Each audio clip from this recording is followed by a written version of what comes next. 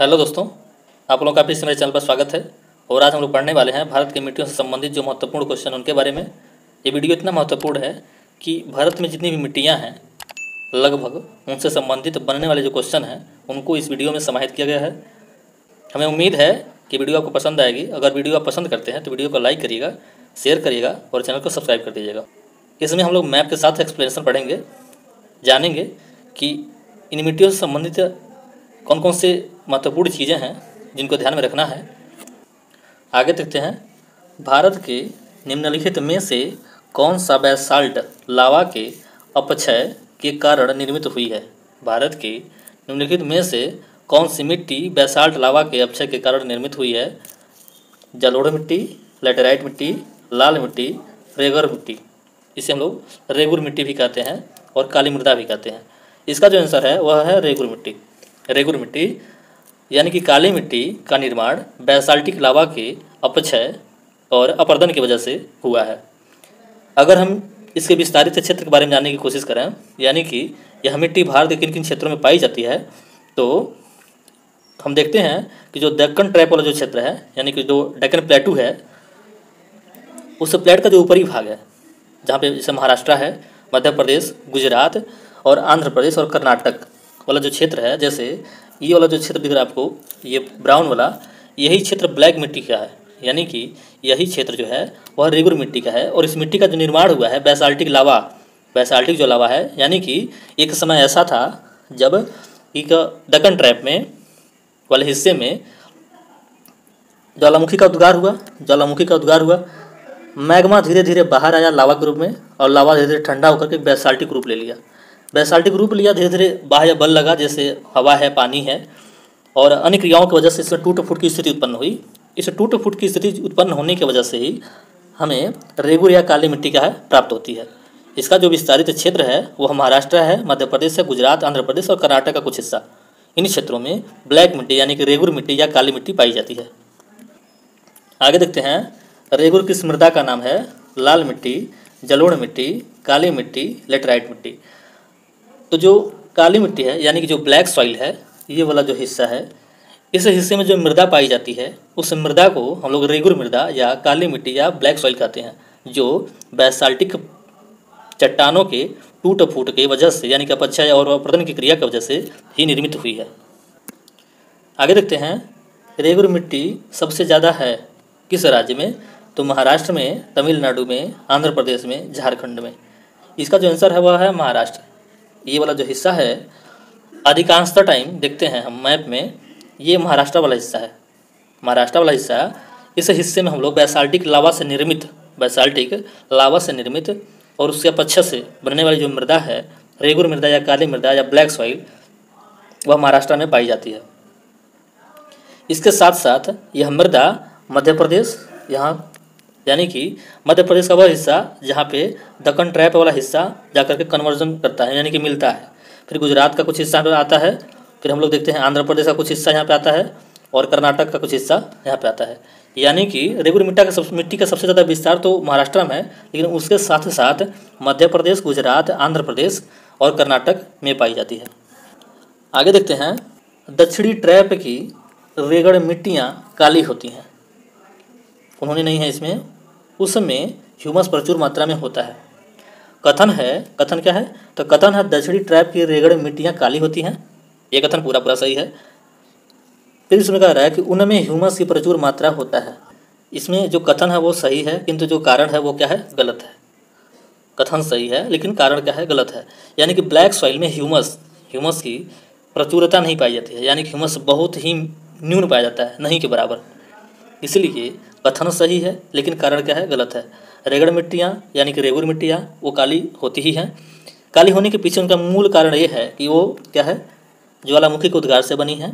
Magma के रूप में लावा बाहर निकला और धीरे धीरे ठंडा हुआ। ठंडा होने के बाद बेसाल्टिक प्लेट बना। बेसाल्टिक प्लेट के टूट फूट की वजह से काली मृदा का क्या है, निर्माण हुआ।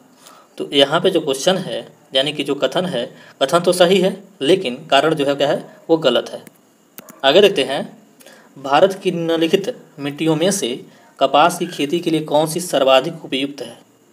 भारत की निम्नलिखित मिट्टियों में से कपास की खेती के लिए कौन सी सर्वाधिक उपयुक्त मृदा है। रेगुर मिट्टी, लेटेराइट मिट्टी, जलोढ़ मिट्टी, लाल मिट्टी। इसका भी आंसर क्या है? रेगुर मिट्टी, यानी कि ब्लैक सॉइल। ये वाला जो हिस्सा है ब्लैक सॉइल वाला, यहाँ पे कपास की खेती बहुतायत में की जाती है, यानी कि भारत के संपूर्ण प्रोडक्शन का अधिकांशतः प्रोडक्शन यहीं पे यानी कि इसी क्षेत्र में होता है। जैसे आपका गुजरात वाला हिस्सा हो गया, महाराष्ट्र वाला हिस्सा हो गया, कर्नाटका वाला हिस्सा हो गया, एमपी वाला हिस्सा हो गया और आंध्र प्रदेश वाला हिस्सा, और छोटे मोटे स्तर पे तमिलनाडु, ठीक ना। इन हिस्सों में कपास की खेती की जाती है। उसमें भी सबसे ज़्यादा जो प्रेजेंट टाइम प्रोडक्शन करने वाला राज्य है वह लगभग गुजरात है। आगे देखते हैं, देश की निम्नलिखित मिट्टियों में से किसे स्वतः कृषि मिट्टी कहा जाता है? जलोढ़ मिट्टी, लेटेराइट मिट्टी, कपास की काली मिट्टी, मरुस्थलीय मिट्टी। इसका आंसर होगा कपास की काली मिट्टी। स्वतः कृषि मिट्टी कहने का मतलब ये है कि काली मिट्टी क्या है, नमी बहुत ज़्यादा सोखती है, नमी सोखती है, नमी सोखने के बाद ये फूल जाती है और फूलने के बाद चिपचिपा हो जाती है। नमी सोखती है, फूलती है और चिपचिपी हो जाती है, लेकिन जब सूखती है तो इसमें दरारें उत्पन्न हो जाती हैं, दरारें इसे धीरे धीरे छोटी छोटी दरारें उत्पन्न होती हैं। ऐसे लगता है कि इसमें जुताई हो गया है, पहले से इसे लग रहा, इसे देखने से लगता है कि इसमें जुताई की प्रक्रिया संपन्न हो चुकी है। इसी वजह से इस मृदा को यानी कि काली मृदा को स्वतः कृषि मिट्टी कहा जाता है। इस मिट्टी का जो रंग होता है गहरा काला से हल्का काला और चेस्टनट की तरह होता है, यानी कि चेस्टनट मृदा है, चेस्टनट एक मृदा है, गहरा काला से हल्का काला इसका क्या होता है? कलर होता है। और जो मृदा होती है जिससे तुलना की जाती है इसके कलर में, वह चेस्टनट होती है। अगर इसकी बात करें इसमें खनिज लवण की, तो इसमें लोहा, चूना, कैल्शियम, पोटास, एल्यूमिनियम और मैग्नीशियम, साथ ही साथ कार्बोनेट की प्रचुरता पाई जाती है, किंतु इसमें नाइट्रोजन, फास्फोरस और जैविक पदार्थ यानी कि ह्यूमस नहीं के बराबर पाया जाता है, यानी कि नाइट्रोजन, फास्फोरस और ह्यूमस नहीं पाया जाता है। आगे देखते हैं, कौन सी मिट्टी कपास की खेती के लिए सबसे उपयुक्त है? काली मिट्टी, जलोढ़ मिट्टी, लाल मिट्टी, लेटेराइट मिट्टी। इसका आंसर काली मिट्टी। काली मिट्टी में कपास का जो प्रोडक्शन है बड़े स्तर पर होता है। कपास की मृदा वाला जो क्षेत्र है वह गुजरात है, महाराष्ट्र है, एमपी है, कर्नाटक है, आंध्र प्रदेश है और तमिलनाडु का कुछ हिस्सा। इन हिस्सों में कपास की खेती की जाती है और सबसे ज़्यादा जो कपास की खेती की जाती है वह महाराष्ट्र, एमपी और गुजरात और तेलंगाना वाले हिस्से में की जाती है। आगे देखते हैं, लावा मिट्टियाँ पाई जाती हैं, यानी कि लावा मिट्टियाँ कहने का मतलब ये है कि जो ज्वालामुखी उद्गार हुआ दक्कन ट्रैप में, और दक्कन ट्रैप में जब ज्वालामुखी की प्रक्रिया संपन्न हुई, ऐसी स्थिति में मैग्मा लावा के रूप में बाहर आई। इसीलिए इस मृदा को हम लोग लावा मृदा भी कहते हैं, बेसाल्टिक लावा मृदा भी कहते हैं, काली मृदा भी कहते हैं, रेगुर मृदा भी कहते हैं। तो ये जो क्षेत्र है, ये वाला जो क्षेत्र है, इसे हम लोग मालवा का पठार कहते हैं। क्या कहते हैं? मालवा का पठार। तो लावा मिट्टियाँ जो पाई जाती हैं, इस विकल्प के अनुसार जो विकल्प दिया गया है 4, इस विकल्प के अनुसार मालवा का पठार इसका आंसर होगा, यानी कि लावा मिट्टियाँ मालवा के पठार में पाई जाती हैं। आगे देखते हैं, मालवा पठार की प्रमुख मिट्टियाँ हैं। देखिए वही क्वेश्चन रिवर्स करके पूछा है, काली मिट्टी, लाल मिट्टी, जलोढ़ मिट्टी, लेटेराइट मिट्टी। इसका भी आंसर क्या होगा? काली मिट्टी। यानी कि मालवा का जो पठार है उस पठार में काली मृदा का क्या है? अधिकता है। आगे देखते हैं, इस मृदा को सिंचाई की कम आवश्यकता होती है क्योंकि वह नमी को रोक कर रखती है। वह कौन सी मृदा है? लाल मिट्टी, काली मिट्टी, जलोढ़ मिट्टी, लेटेराइट मिट्टी। इसका भी आंसर काली मिट्टी होगी, यानी कि काली मृदा में आगे देखते हैं, झारखंड में काली मिट्टी कहाँ पाई जाती है? दामोदर घाटी प्रदेश, स्वर्णरेखा नदी घाटी प्रदेश, राजमहल घाटी प्रदेश, पलामू प्रदेश। इसका आंसर राजमहल का प्रदेश होगा। यानी कि अगर हम राष्ट्रीय आपदा प्रबंधन संस्थान जिसे NIDM कहते हैं, राष्ट्रीय आपदा प्रबंधन संस्थान की रिपोर्ट के अनुसार अगर बात करें तो झारखंड में जो काली मृदा पाई जाती है वह जो क्षेत्र है वह क्या है? राजमहल की पहाड़ी प्रदेश। राजमहल की पहाड़ी प्रदेश में झारखंड वाले क्षेत्र में काली मृदा पाई जाती है, इसके अकॉर्डिंग तो राष्ट्रीय आपदा प्रबंधन संस्थान के अनुसार। आगे देखते हैं, भारत की लैटेराइट मिट्टियों के बारे में निम्नलिखित में से कौन से कथन सही नहीं हैं? वे साधारणतः लाल रंग की होती हैं, वे नाइट्रोजन और पोटास से समृद्ध होती हैं, इनका सर्वाधिक विकास केरल, महाराष्ट्र, मेघालय में पाया जाता है। इन मिट्टियों में टैपियोका और काजू की खेती अच्छी स्तर होती है, उनकी उपज अच्छी होती है। इसका जो आंसर होगा वह होगा वे नाइट्रोजन और पोटास से समृद्ध होती हैं। ये आंसर गलत है, जबकि वे लाल होती हैं, ये सही है। केरला, महाराष्ट्र, मेघालय वाले क्षेत्र में पाई जाती हैं, ये सही है। टैपियोका और काजू की खेती की उच्च स्तर की जो खेती होती है वह लेटराइट मृदा में की जाती है। अगर हम बात करें लेटराइट मिट्टी के लाल रंग के होने के पीछे क्या कारण है, तो आयरन ऑक्साइड यानी कि लोहे का जो ऑक्साइड होता है, लोहे का जो ऑक्साइड होता है, आयरन ऑक्साइड यानी कि लोहे का ऑक्साइड की वजह से उसका रंग क्या होता है, लाल होता है। इन मिट्टियों में लोहा यानी कि Fe और एल्यूमिनियम की क्या है, अधिकता पाई जाती है।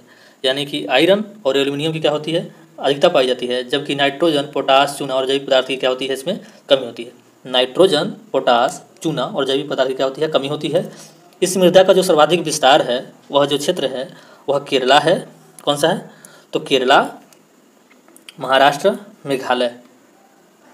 साथ ही साथ अगर हम बात करें इस मृदा में जो खेती की जाती है, अगर इसमें हम उर्वरक का प्रयोग कर दें, इस मृदा में खेती करने के लिए अगर हम उर्वरक का प्रयोग कर दें, जिसमें कपास की खेती की जा सकती है, चावल की खेती की जा सकती है, रागी की खेती की जा सकती है, गन्ने की खेती की जा सकती है, दाल की खेती की जा सकती है, चाय की खेती की जा सकती है, कहवा की खेती की जा सकती है, काजू की खेती तो खैर होती है, टैपियोका की खेती होती है।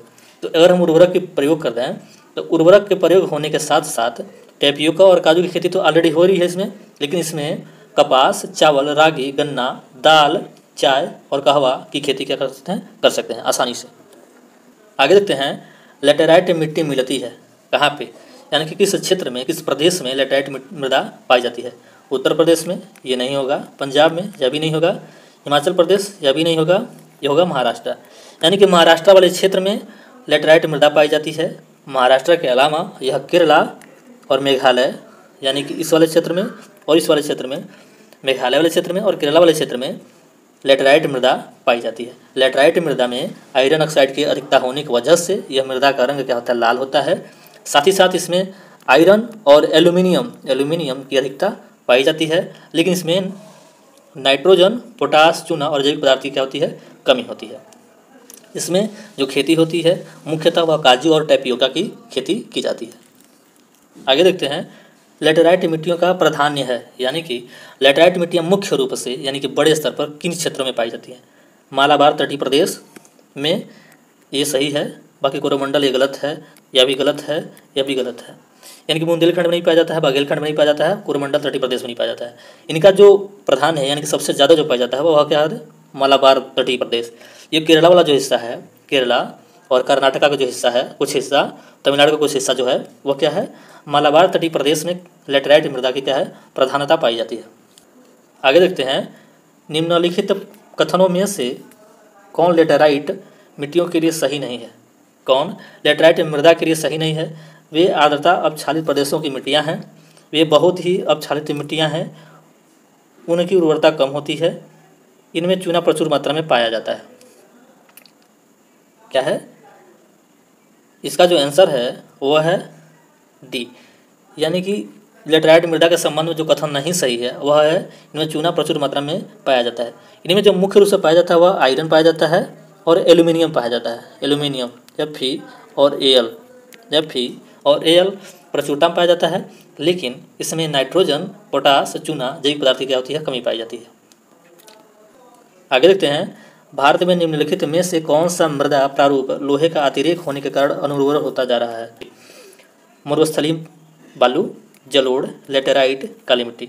इसका आंसर होगा लेटेराइट मृदा। लेटेराइट मृदा में क्या है कि आयरन ऑक्साइड की अधिकता होने की वजह से यह क्या है, मृदा धीरे धीरे अनुर्वर होती जा रही है। आगे देखते हैं, भारत में सबसे अधिक उपजाऊ मृदा कौन सी है। भारत में सबसे अधिक उपजाऊ मृदा कौन सी है, लाल मिट्टी, काली मिट्टी, जलोढ़ मिट्टी, चुनेदार मिट्टी। इसका आंसर होगा जलोढ़ मिट्टी। भारत में सबसे ज़्यादा प्रोडक्टिव जो सॉइल है वह सॉइल जलोढ़ यानी कि एलुवियल सॉइल ही सबसे ज़्यादा प्रोडक्टिव मृदा है, यानी कि सबसे ज़्यादा प्रोडक्शन करता है ये। अगर हम कछारी मृदा या जलोढ़ मृदा की बात करें, जलोढ़ मृदा को हम लोग कछारी मृदा भी कहते हैं।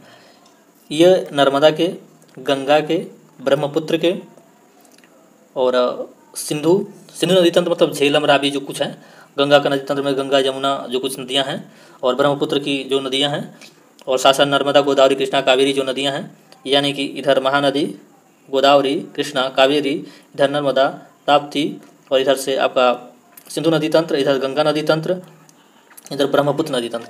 इस नदी तंत्र में जलोढ़ मृदा का क्या है, निर्माण हुआ है। और ये जलोढ़ मृदा जो है नदियों द्वारा जो लाया जो नदियों द्वारा जो तलछट लाया जाता है, ये जलोढ़ मृदा नदियों के द्वारा लाए गए तलछट के निर्माण से, यानी कि तलछट का जो मतलब जो तलछट भूमि पे बैठ जाता है, जलोढ़ मृदा का क्या है, निर्माण होता है। अगर जलोढ़ मृदा की बात करें तो ये जो ग्रीन वाला हिस्सा देख रहे होंगे आप, ये और ये वाला जो हिस्सा है ये, फिर ये जो तटीय वाला प्रदेश है, ये जो प्रदेश दिख रहा है, ये कुछ तटीय हिस्सा, ये इस हिस्से में जलोढ़ मृदा का क्या है, निर्माण हुआ है। जलोढ़ मृदा को हम लोग कछारी मृदा या एलुवियल सॉइल भी कहते हैं। आगे देखते हैं, भारत में सबसे बड़ा मिट्टी का वर्ग है, यानी कि भारत का जो सबसे बड़ा मिट्टी वर्ग समूह जो है वह कौन सी है। लाल मिट्टी ये बिल्कुल नहीं, बलुई मिट्टी यह भी नहीं, कछारी मिट्टी ये ही सही है, ये तो है गलत, ठीक ना। कहने का मतलब यह है कि जो कछारी मृदा है यानी कि जलोढ़ मृदा है वह भारत में बहुत बड़े स्तर पर पाया जाता है। लगभग 45 से 46% क्षेत्र पे, भारत के संपूर्ण क्षेत्रफल का लगभग 45 से 46% क्षेत्र पर कछारी मृदा का अकेले विस्तार है। आगे देखते हैं, गंगा के मैदान की पुरानी कछारी मिट्टी कहलाती है भाबर, खादर, बांगर, खोंडोलाइट। इसका जो आंसर होगा वह होगा बंगर। गंगा का मैदान यही है भाई। गंगा के मैदान में जो जलोढ़ से निर्मित जो मृदा है उसको दो वर्गों में लोग बांटते हैं, एक खादर एक बांगर।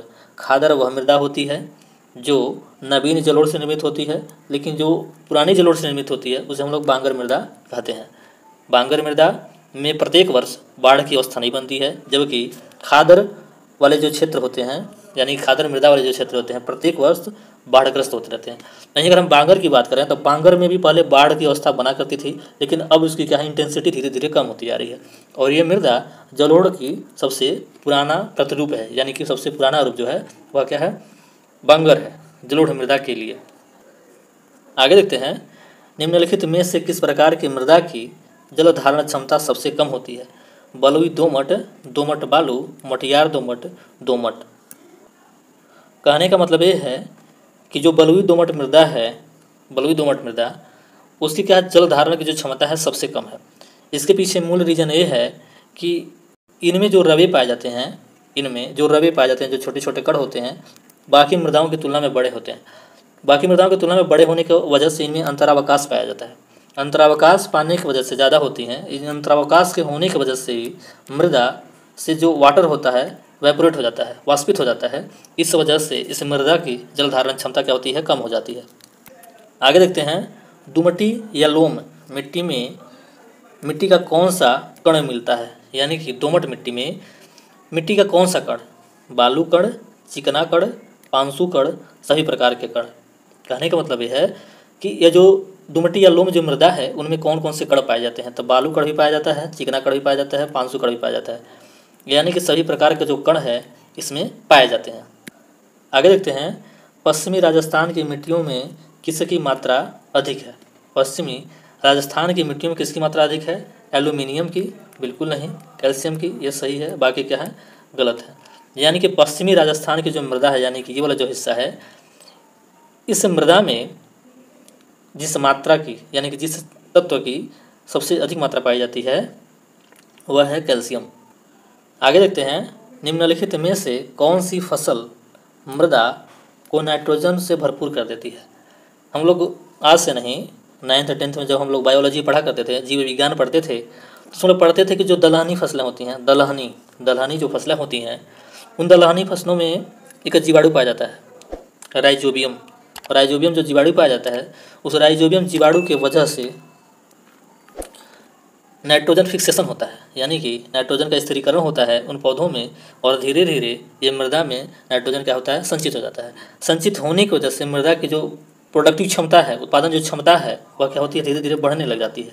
इसी वजह से हमेशा कहा जाता है कि हमें जब आप खेती करो तो एक अंतराल पर, प्रत्येक खेत में जितने आपको खेत हो, जितना आपके पास खेत हो, प्रत्येक अंतराल पर एक बार उसमें मटर की खेती जरूर करो, मटर की दलहनी फसल की खेती करो, ताकि उसमें नाइट्रोजन की मात्रा पर्याप्त हो जाए और अगली फसल के लिए वो लाभदायक सिद्ध हो। इसलिए इसका आंसर होगा मटर। भूमि की उर्वरता बढ़ाने के लिए निम्न में से कौन सी फसल उगाई जाती है? गेहूँ, चावल, उड़द, गन्ना। उड़द की खेती भूमि की जो उर्वरता होती है, यानी कि जो कृषि भूमि की जो उर्वरता होती है उसको बढ़ाने के लिए उड़द की खेती क्या करते हैं हम लोग करते हैं। दलहनी फसलों की खेती की जाती है। उड़द दलहनी फसल के वर्ग में आता है।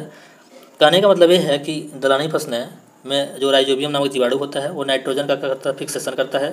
नाइट्रोजन के फिक्सेशन होने की वजह से वह कहीं कहीं मृदा के लिए लाभदायक होता है। यानी कि अगली बार आपको मृदा में कम नाइट्रोजन युक्त जो यूरिया होती है वह डालना पड़ता है या डालनी पड़ती है। आगे देखते हैं, भारत के कुछ भागों में यात्रा करते हुए आप देखेंगे कि कहीं कहीं लाल मिट्टी पाई जाती है। मिट्टी के इस रंग का प्रमुख कारण क्या है? मैग्नीशियम का बाहुल्य, संचित ह्यूमस, फेरिक ऑक्साइड की उपस्थिति, फास्फेटों की बाहुल्यता या फास्फेटों का बाहुल्यता। इसका जो आंसर है वह फेरिक ऑक्साइड है, यानी कि आयरन के अधिकता होने की वजह से मृदा का जो रंग होता है धीरे धीरे लाल होने लग जाता है। इस लाल होने का मुख्य कारण क्या है? Ferric oxide. आगे देखते हैं, भारतीय मृदाओं में जिस सूक्ष्म तत्व की सर्वाधिक कमी है वह कौन सी चीज़ है? भारतीय मृदाओं में जिस सूक्ष्म तत्व की सर्वाधिक कमी है वह कौन है?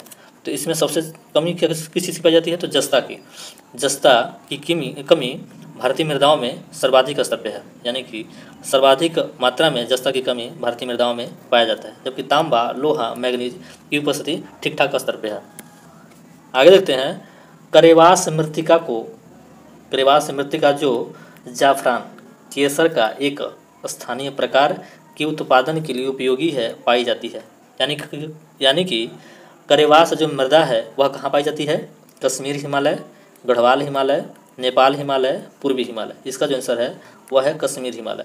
यानी कि कश्मीर वाले क्षेत्र में जो ठंडा प्रदेश है वहाँ पे क्या की जाती है? केसर की खेती की जाती है। इस हिस्से में केसर की खेती की जाती है। इस केसर की खेती के लिए जो करेवा मृदा होती है, जिसे हम लोग करेवास मृदा या करेवा मृदा कहते हैं, इस मृदा की उपस्थिति जो है कश्मीर हिमालय में है। आगे देखते हैं, पौधों को सबसे अधिक पानी किस मिट्टी में मिलता है? चिकनी मिट्टी, पानसुई मिट्टी, बलुई मिट्टी, लोम मिट्टी। इसका जो आंसर है वह है चिकनी मृदा, यानी कि चिकनी मृदा में पौधों को सबसे अधिक पानी मिलता है। आगे देखते हैं, सामान्य फसलें उगाने के लिए उर्वर भूमि का पीएच मान कितना होने की संभावना है? 3, 5, 6 से 7, 9 से 10। 3 गलत, 5 गलत, 9 से 10 गलत, ये 6 से 7 होना क्या है? ज़रूरी है। अगर इससे ज़्यादा और इससे कम होता है तब ऐसी स्थिति में कृषि जो है उसकी जो प्रोडक्टिविटी है, जो प्रोडक्शन है, वह धीरे धीरे क्या होगी? प्रभावी होने लगेगी, यानी कि नेगेटिव रूप से प्रभावित होगी। इसलिए कहा जाता है कि भारतीय मृदा की जो पीएच मान है अगर 6 से 7 हो जाए तो हम लोग का प्रोडक्शन ठीक ठाक स्तर पे पहुंच सकता है। आगे देखते हैं, तेजाबी मिट्टी को कृषि योग्य बनाने हेतु निम्नलिखित में से किसका उपयोग किया जाता है? Lime, gypsum, calcium, vegetable compost. इसका जो आंसर है वह है लाइम, यानी कि एसिड मिट्टी को, तेजाबी मिट्टी को, एसिडिक जो मृदा होती है, सॉइल होती है, वो कृषि योग्य बनाने के लिए इसमें क्या करते हैं हम? लाइम, यानी कि चूने, लाइम मतलब होता है चूना का क्या करते हैं हम लोग? LI, यानी कि लाइम का हम लोग प्रयोग करते हैं। मिट्टी के अधिक अम्लीय या अधिक क्षारीय होने पर वह सामान्य फसलों की कृषि के लिए उपयुक्त नहीं रहती हैं। कहने का मतलब ये है, अगर मृदा में बहुत ज़्यादा क्षारीयता हो जाए या बहुत ज़्यादा अम्लीयता हो जाए, ऐसी स्थिति में वह मृदा क्या होती है? कृषि की योग्य नहीं रह जाती है। आगे देखते हैं, मिट्टी में खारापन एवं क्षारीयता की समस्या का समाधान है शुष्क कृषि विधि, खेतों में जिप्सम का उपयोग, वृक्षारोपण, समुच्च रेखाओं के अनुसार कृषि। कहने का मतलब ये है, अगर हम खेतों में जिप्सम का उपयोग कर दें तो जो उसका खारापन या क्षारीयता है इस समस्या का कर सकते हैं हम लोग? समाप्त कर सकते हैं। ऐसी स्थिति में मृदा क्या होगी? उर्वर हो जाएगी और अच्छा खासा प्रोडक्शन करने लग जाएगी। मिट्टी की क्षारीयता को बदलने और उसके खारेपन को हटाने के लिए जिप्सम यानी कि कैल्शियम सल्फेट, जिसे जिप्सम को हम लोग क्या करते हैं? कैल्शियम सल्फेट, अगर उसका प्रयोग करते हैं तो मृदा क्या होगी? धीरे धीरे उर्वर होने लग जाएगी और उसकी उर्वरा शक्ति क्या होती है? बढ़ जाती है। आगे देखते हैं, किसका उपयोग मिट्टी की लवणता एवं क्षारीयता की समस्या के समाधान के लिए किया जाता है? इसका आंसर होगा जिप्सम, यानी कि कैल्शियम सल्फेट का अगर हम लोग प्रयोग करें बड़े स्तर पे, ठीक ठाक स्तर पे प्रयोग करें, तो हम लोग पाएंगे कि जो लवणीयता से या क्षारीयता से जो प्रभावित मृदा है उसकी क्या है, उर्वरा शक्ति वापस लौट आई है। आगे देखते हैं, भारत में सर्वाधिक क्षारीय क्षेत्र पाया जाता है। भारत में सर्वाधिक क्षारीय क्षेत्र पाया जाता है कहाँ पे, तो गुजरात राज्य में, हरियाणा राज्य में, पंजाब राज्य में, उत्तर प्रदेश राज्य में। इसका आंसर हो जाएगा गुजरात राज्य में। गुजरात वाले हिस्से में क्षारीय मृदा, ये जो आप क्षेत्र देख रहे हैं, इसी हिस्से में क्षारीय मृदा की बहुतायत में उपस्थिति है, यानी कि गुजरात वाले हिस्से में क्षारीय मृदा बड़े स्तर पर पाई जाती है। आगे देखते हैं, भारत में लवणीय मृदा का सर्वाधिक क्षेत्र है उत्तर प्रदेश में, हरियाणा में, गुजरात में, महाराष्ट्र में। इसका आंसर हो जाएगा गुजरात, यानी कि भारत में लवणीय मृदा का जो क्षेत्र है वह है गुजरात, यानी कि इस क्षेत्र में लवणीय मृदा की उपस्थिति बड़े स्तर पे है। आगे देखते हैं, निम्नलिखित में से कौन सी मिट्टी चाय बागानों के लिए उपयुक्त है, अम्लीय, क्षारीय, जलोढ़, रेगुर। इसका जो आंसर होगा वह होगा अम्लीय। भारत में जो चाय की खेती की जाती है वह अम्लीय मृदा में की जाती है। अगर हम बात करें भारत में चाय की खेती कहाँ पे की जाती है, तो असम वाले क्षेत्र में, इधर नीलगिरी की पहाड़ियों में, जैसे केरला में, तमिलनाडु में, कर्नाटका में कुछ हिस्सों में चाय की खेती बड़े स्तर पर की जाती है। चाय एक प्रकार की बागानी फसल है। ये भी क्वेश्चन पूछता है कि चाय किस प्रकार की खेती है, किस प्रकार की खेती की जाती है, तो बागानी फसल के अंतर्गत आता है। और चाय की जो खेती करने के लिए सबसे उपयुक्त मृदा होती है उसमें अम्लीयता की स्तर थोड़ा सा ऊपर होता है। साथ ही साथ चाय की जो खेती होती है पर्वतीय ढलान पर होती है, ताकि पानी बरसे और धीरे धीरे निकल जाए, ताकि उसकी जड़ें जो होती हैं कमज़ोर ना हो, कमज़ोर होकर के गिरे ना या सड़े ना। आगे देखते हैं, भारत में निम्न में से किस क्षेत्र में मृदा अपरदन की समस्या गंभीर है, मालवा पठार, शिवालिक पहाड़ियों के पाद क्षेत्र, दंडकारण्य, मेघालय का पठार। इसका जो आंसर हो जाएगा वह है शिवालिक पहाड़ियों के पाद क्षेत्र। शिवालिक पहाड़ियों के पाद क्षेत्र में, यानी कि उस गिरिपद में हम लोग ये पाते हैं कि यहाँ पे क्या है, मृदा का अपरदन बड़े स्तर पर हो रहा है, यानी कि मृदा टूट के धीरे धीरे अपरदित हो रही है और एक स्थान से दूसरे स्थान पर चली जा रही है। अगर हम इसके अलावा बात करना चाहें तो चंबल एवं यमुना नदियों का उत्खात भूमि क्षेत्र, फिर पश्चिमी हिमालय का गिरिपदीय क्षेत्र, जिसे हम लोग शिवालिक पहाड़ियों का पाद क्षेत्र भी कहते हैं, कि उसी के क्षेत्र में आता है ये। छोटा नागपुर का पठार, ताप्ती से साबरमती घाटी तक का क्षेत्र, महाराष्ट्र का काली मिट्टी का क्षेत्र, हरियाणा, राजस्थान, गुजरात के शुष्क प्रदेश के जो क्षेत्र हैं वो, इन क्षेत्रों में मृदा अपरदन की समस्या बड़े स्तर पर देखी जा रही है। आगे देखते हैं, निम्नलिखित में भारत का कौन सा क्षेत्र मृदा अपरदन से अत्यधिक प्रभावित है, मालवा पठार, उत्तर प्रदेश का तराई, आंध्र तटी से चंबल घाटी। इसका जो आंसर होगा चंबल घाटी। अभी हम आपसे बात किए हैं कि चंबल एवं यमुना नदियों का उत्खात भूमि क्षेत्र मृदा अपरदन की समस्या से जूझ रही है, यानी कि इन क्षेत्रों में मृदा अपरदन बड़े स्तर पर देखी जा रही है। आगे देखते हैं, चंबल घाटी के खो खड्डों के निर्माण का कारण निम्नलिखित में से किस प्रारूप का अपरदन है, यानी कि जो अपरदन हुआ वह कौन सा अपरदन है, चादरी अपरदन, अवनालिका अपरदन, क्षुद्र सरिता अपरदन और आस्फाल अपरदन। इसका जो आंसर होगा अवनालिका अपरदन होगा, यानी कि अवनालिका अपरदन के वजह से चंबल घाटी का जो खो खड्डों का जो निर्माण हुआ है उनके लिए जो मुख्य जिम्मेदार जो कारण है वह क्या है, अवनालिका अपरदन। आगे देखते हैं, निम्नलिखित में से मृदा अपरदन प्रक्रिया के सही क्रम को पहचानिए, यानी कि मृदा का अपरदन किस रूप में होता है, आस्फाल अपरदन, परत अपरदन, रील अपरदन, अवनालिका अपरदन। ये क्या है, आस्फाल अपरदन, परत अपरदन, रील अपरदन और अवनालिका अपरदन। इसका जो मृदा अपरदन का जो प्रक्रिया का जो सही क्रम है वह यही सही है, यानी कि इसी रूप में क्या होती है, मृदा अपरदित होती है, टूट फूट करके गिरती है और धीरे धीरे एक स्थान से दूसरे स्थान पर चली जाती है, बह जाती है।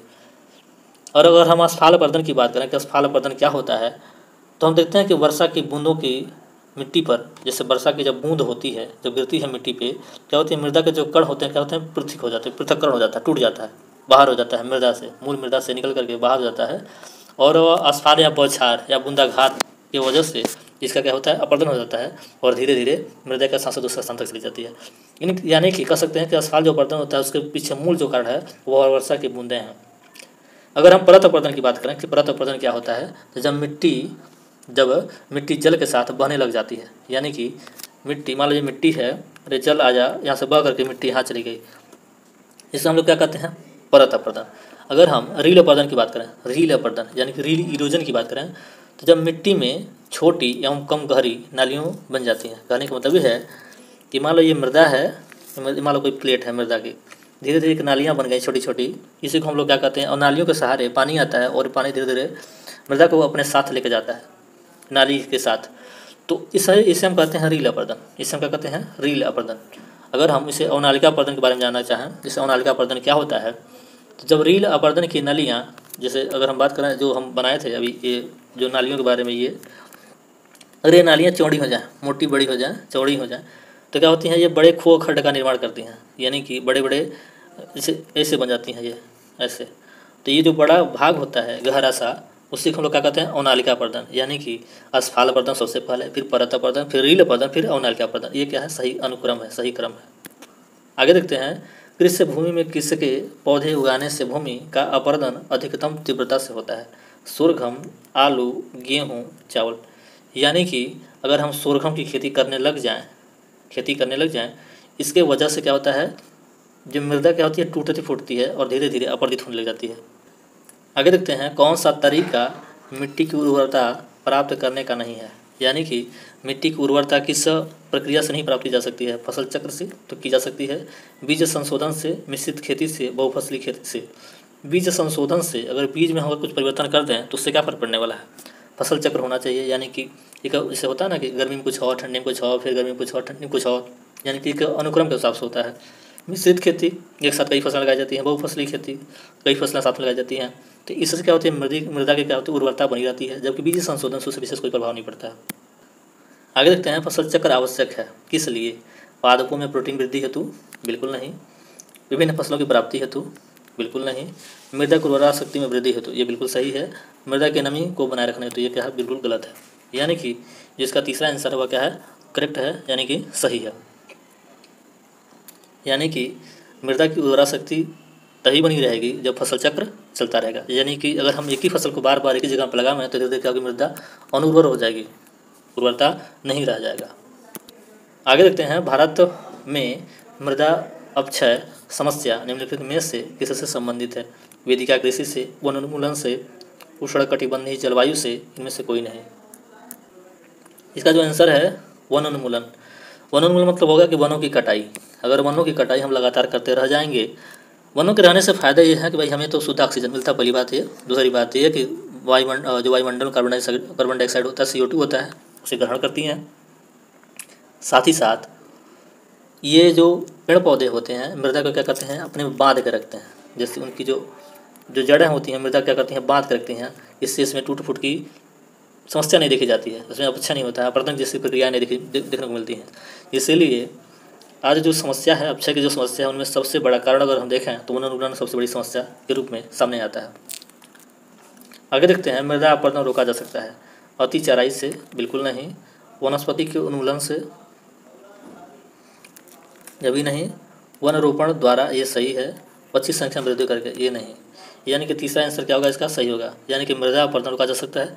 अति चराई मतलब होगा कि पशुएं जब चरने जाते हैं तो उनका जो खूर होता है उससे मृदा कटती है और धीरे धीरे जब पानी की यानी बरसात का जो मौसम आता है तो मृदा जो ढीली पड़ चुकी है, टूट गई है, वो क्या होती है, बह जाती है। बहने के बाद एक स्थान से दूसरे स्थान पर चली जाती है और मृदा अपरदन जैसी समस्या देखने को मिलती है। वनस्पति के उन्मूलन द्वारा, यानी कि हम जंगल की कटाई करते तो मृदा का अपरदन रुक जाएगा, बिल्कुल नहीं, ये तो गलत है। फिर पक्षी संख्या वृद्धि, हम पक्षियों की संख्या खूब ज़्यादा बढ़ाते तो मृदा में क्या फर्क पड़ने वाला, कुछ नहीं। इसलिए पक्षियों की संख्या से कुछ नहीं प्रभाव पड़ेगा, वनस्पति की कटाई से कुछ नहीं होगा। और अति पशुचारण जो होता है उससे कुछ फर्क नहीं पड़ने वाला है मृदा अपरदन के रोकने के लिए। यानी कि वन रोपण इसका प्रधान कारण हो सकता है मृदा अपरदन को रोकने हेतु। आगे देखते हैं, मृदा क्षरण को रोका जा सकता है सघन वर्षा से, वनोन्मूलन से, वनरोपण से, अतिचारण से। इसका आंसर होगा वनरोपण। सघन वर्षा, बहुत ज़्यादा वर्षा हो जाए तो मृदा क्षरण रुक जाएगी, बिल्कुल नहीं। वनोन्मूलन, वनों की कटाई कर दें, मृदा क्षरण रुक जाएगी, बिल्कुल नहीं। अति पशुचारण करें, इससे मृदा क्षरण रुक जाएगी, बिल्कुल नहीं। इसका जो आंसर होगा वह होगा वनरोपण। इतना महत्वपूर्ण टॉपिक है कि इससे संबंधित जितने क्वेश्चन बन सकते हैं, अपक्षय से, अपरदन से, मृदा से, सभी को इसमें समाहित कर दिया गया है। अगर इसे 2 बार 3 बार देखेंगे तो कोई कन्फ्यूजन नहीं रह जाएगा और आप एग्ज़ाम में आने वाले जो क्वेश्चन होंगे उन्हें बढ़िया से करने में सक्षम होंगे। इसलिए हम वीडियो को विराम देते हैं।